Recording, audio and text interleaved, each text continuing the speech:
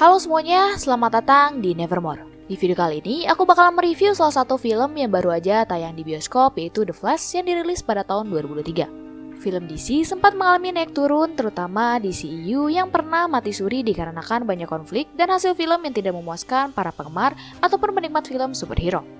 Banyak cara yang dilalui oleh DC untuk membangkitkan franchise ini ke jalan yang benar.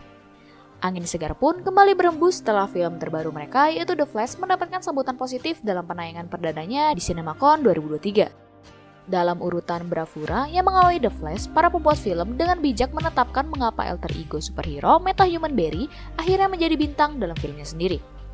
Bercerita tentang Barry Allen yang kehilangan ibunya saat ia masih kecil dan ayahnya dipenjara karena membunuh ibunya. Jadi dalam film ini, Barry ingin kembali ke masa lalu ketika masa ibunya masih hidup dan menyelamatkan kedua orang tuanya. Namun terjadi konflik dalam Speed Force setelah ia menyelamatkan orang tuanya di mana ada sebuah entitas yang mendorong The Flash keluar dari Speed Force dan terjebak dalam timeline yang baru. Film ini dengan sempurna menunjukkan kemampuannya yang unik sebagai pahlawan dan kepribadian yang penuh dengan kecerdikan, humor, dan hati. Meskipun film arahan Andy Muschietti ini bergerak dengan cepat, film ini harus melewati ladang ranjau kegilaannya sendiri yang beraneka ragam. Sesuai dengan tren superhero yang sedang hangat, cerita yang dihadirkan menampilkan dua Flash yaitu New Timeline dan juga Best Timeline sebagai awal dari terjadinya pertemuan yang ditakdirkan sekaligus bencana yang menghampiri. Karena era yang berbeda menciptakan perubahan waktu dan kejadian yang terjadi. Para penggemar Flash akan mengenali alur cerita ini sebagai salah satu teks canonical Flash yang paling penting yaitu Flashpoint. Diadaptasi menjadi sebuah skenario yang dikreditkan kepada Christina Hodson dari sebuah cerita oleh John Francis Daley, Jonathan Goldstein, dan juga Joby Herlott. Namun dikabarkan telah melalui sebanyak 45 penulis skenario termasuk sang bintang yaitu Miller.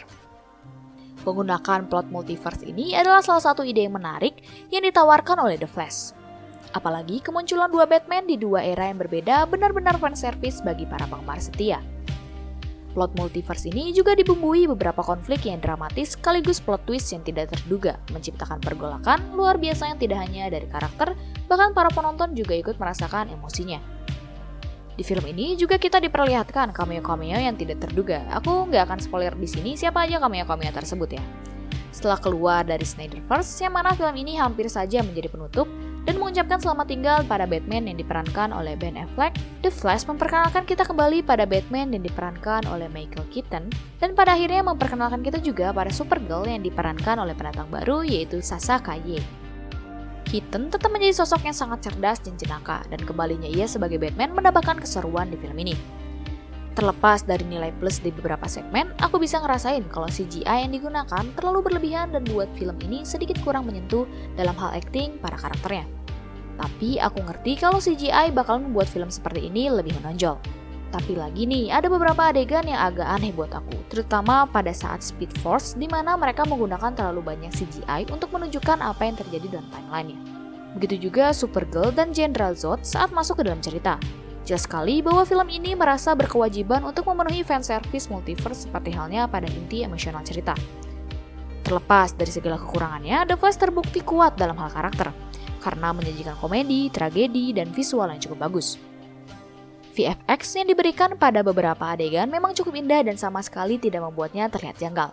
Sedangkan untuk kilatan yang dikeluarkan oleh karakter The Flash, menurut aku sangat bagus dan sesuai dengan situasi di mana The Flash Best menggunakan warna oranye dan The Flash New menggunakan warna biru. Secara keseluruhan, The Flash adalah film yang sangat menarik dengan menyorot konsep multiverse dan perjalanan waktu dalam film-film DCU setelah ini.